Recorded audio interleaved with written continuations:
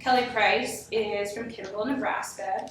She's a senior here at the University of Wyoming, studying secondary English education. She just finished up a semester of student teaching at Laramie High School, and she's been working on a memoir for 2 years now, which she hopes to someday publish.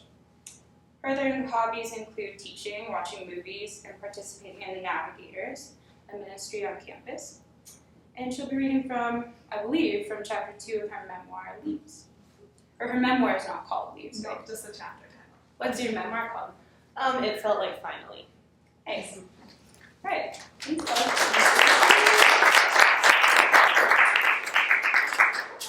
Okay, so to keep it at 10 minutes, there's a little section in the middle that I'm going to cut out. So if you see me flipping through papers, that's why. But like she said, this is Leaves, chapter 2 of the memoir. If you subtract 730 from the number of miles it took to get from Ely, Nevada to Kimball, Nebraska, 740, you'll end up with the number of trees in our new town. Upon exiting from the interstate, bringing the car down to 30 miles per hour, and proceeding down the final hill before our destination, Mom said, "Nope, not living here, there's no trees." She was a mountain lover to her core, purposely moving out west years ago to awake to green spotted mountains behind her. Kimball was the first stop on our, now 3-member, family vacation/job hunt. We had a series of locations to visit, and Mom had an interview awaiting her at each one. Now that I'm older, I often like to drive home to Kimball and pretend I'm driving into it for the first time. I drive down the final hill that blocks the town from the interstate. Houses lined up on each side for exactly 6 blocks before you reach the one and only stoplight. I erase the memory of the White House, 6th block in on the east side, where my brother's high school girlfriend lived. The memory, too, of my piano teacher's house, 4 blocks in on the west, is suppressed as I try hard to make this moment legitimate.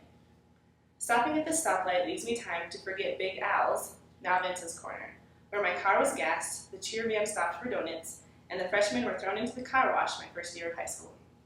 I forget the movie theater, catty corner from Al's, Vince's, where 6th grade became the year of my first kiss. I go on in this manner, pretending I didn't interact with the bowling alley, the stores downtown that were overpriced and now closed down, the loop we cruised our cars on that encompassed Main Street, the Dairy Queen where I earned my first paycheck. To be honest, I'm not really sure what I'm trying to accomplish. Perhaps I'm trying to relive a once-in-a-lifetime moment. Mom's rant about the trees spurred me to sit on my legs for extra height and try to see what she was seeing. I peered from the back seat to see her side of the front windshield. She was right. There weren't many trees. We passed a house that had a sign offering piano lessons. "Ooh, Bean, you can learn piano," she said to me. We arrived at a stoplight. "Well, they have a theater. That'll give you something to do on weekends, Adam." And she went on. If you add 730 to the 10 trees in Kimball, you'll get the number of miles between our before and after.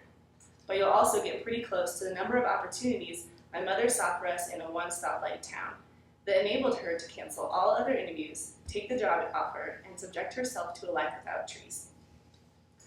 3575 West Highway 30 is my home. It sits on the highway, 5 miles west of the stoplight and about a quarter mile from each neighbor. I never liked living so close to the highway. Stragglers in 3-day-old clothes wandered up to our porch frequently. Sometimes they needed money. Sometimes they just broke up with their significant other, decided to walk to the next town, made it to our house, and then wanted to ride back.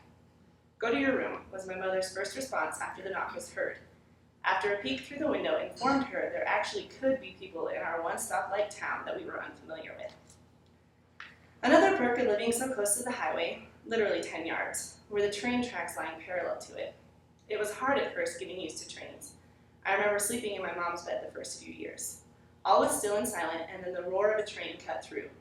Sometimes it sounded like a siren, other times like a scream. I woke with a gasp and curled up tightly to my mom. The funny thing is, when I grew older, I struggled to fall asleep if I didn't hear the sound of a train passing. The sirens and the screams had become my own personal lullaby. The metal wheel scraping the metal track becoming the background for the horn proclaiming warning and comfort at the same time, an alert to cars of the coming force. The force that protected the space outside my window, but sometimes it fell short. Like the day my dog, Lulabelle the pug, was hit on the highway. She's buried now under a tree in the front yard. I don't know what kind of tree it is, but in the summertime, the leaves above its skinny tan trunk develop a yellow tint. A few yards behind Belle's tree sits an old lamb pen, still standing.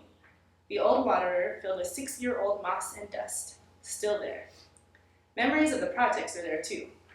The lamb that had exactly one black dot, the lamb that ran with only 3 legs, the lamb that got a stone caught in its urethra and died. I didn't love them back then. I woke 2 hours past when they needed to be fed, slipped on my purple boots, and headed to the damp garage. 1 scoop, 2 scoops, 3 scoops of lamb feed. Sometimes I tasted it, just because. It didn't taste bad, kind of like sweet corn. I hurtled out the sliding glass door, through the gate, and approached the pen. Stupid sheep, I muttered and fixed the latest problem they created. Tipped the waterer, broke a piece off the shed, got their head stuck in a panel. 11 is the number of years I spent raising sheep for 4-H. Summer did not exist in Kimball without it. The two were mutually dependent on each other. The first week in August was a full one for my community. Livestock were weighed in, shown, and sold for their meat. Horses were brushed, galloped, and rewarded. Sewing, baking, painting, building, shooting, speaking, the competitions were numerous. A pack mentality was bred into us, just like the animals we were sending to slaughter. The difference is that the animals never tasted competition like we did. Last place or first made no difference to them. The pack maintained equality. Our packs were different. I beat and lost to my best friends over the years, a friend's success negating my own. At the end of the day, though, I knew my pack. We all knew our packs. One conglomerated near the rail of the steer barn, posed on the fence in various positions, arms and legs intertwined with the rusted bars. Another pack's laughter echoed from the top of the arena bleachers. There were packs formed from those outside of our town, too. The ones who had to stay in campers for the week.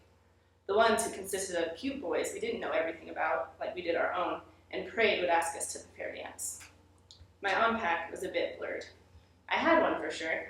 You could find us throughout the whole fairgrounds, scarfing burgers and lemonade at the FFA concessions, scooping soaked cedar chips out of our lamb pens, pinning ribbons in front of our horses in the Grand Champion barn. But as steady as these places were for 11 years, my pack was not. Growing up brought members into the pack and out and in again.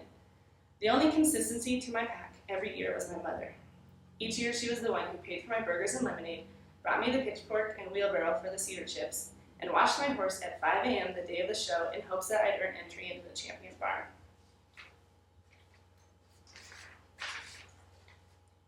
Just as summer and 4-H were synonymous, so is Kimball and sports.